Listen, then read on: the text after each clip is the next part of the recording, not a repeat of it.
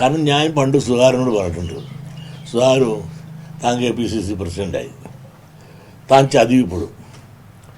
അത് എന്നെ ചതിക്കാൻ ആരും. ഞാൻ പറഞ്ഞു, തെക്കനെയും പാമ്പിനെയും ഒന്നിച്ച് കണ്ടാൽ തല്ലിക്കൊല്ലേണ്ടത് തെക്കനെയാണെന്ന് നിങ്ങൾ പണ്ടേ പറഞ്ഞിട്ടുള്ളതാണ്. വടക്കരി ഈ തെക്കനായ ഈ നാട്ടുകാർ ഒരിക്കലും വടക്കനായ ജീവനായ തീയനായ തന്നെ വാഴാനൂടെ അനുവദിക്കില്ല. അനുഭവം കൊണ്ട് കണ്ടോന്നു. അനുഭവമല്ലേ ഇപ്പോൾ കണ്ടത്.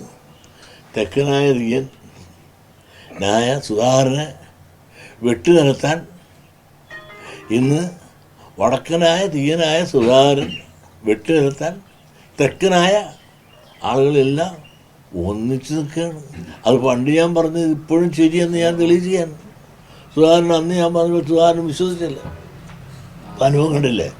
എന്തുകൊണ്ട് ഈ പീരീഡ് തീർക്കാനൊരു സമ്മതിക്കാത്ത എന്താ കാരണം?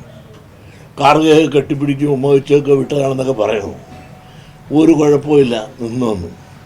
നിങ്ങളൊന്ന് ആലോചിക്കുക, കോമൺ സെൻസ് ഉള്ളവർ ആരെങ്കിലും ഇപ്പോൾ മാറ്റാൻ ശ്രമിക്കുക. പോരെങ്കിൽ ഈ യുദ്ധം നടക്കുന്ന സമയമാണ്, ഈ ഓപ്പറേഷൻ നടക്കുന്ന സമയത്ത് മഹായുദ്ധം പോലെ നടന്നു വരും. അതിനിടയ്ക്ക് ഒരു കോൺഗ്രസിനകത്തൊരു യുദ്ധം ഉണ്ടാക്കാൻ കോമൺ സെൻസ് ഉള്ളവൻ ആരെങ്കിലും ശ്രമിച്ചാൽ അവൻ്റെ എല്ലാം ഊണുമാറെ പറഞ്ഞേക്കണം. അത് കോൺഗ്രസിന് സർവനാശമാണ്.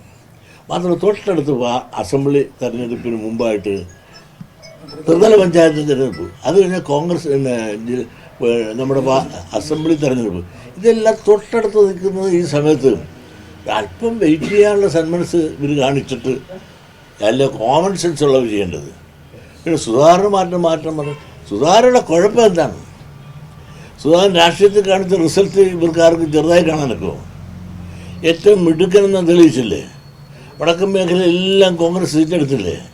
ഇവിടെ കോൺഗ്രസിന് 19 സീറ്റും MP സ്ഥാനം മേടിച്ചില്ലേ?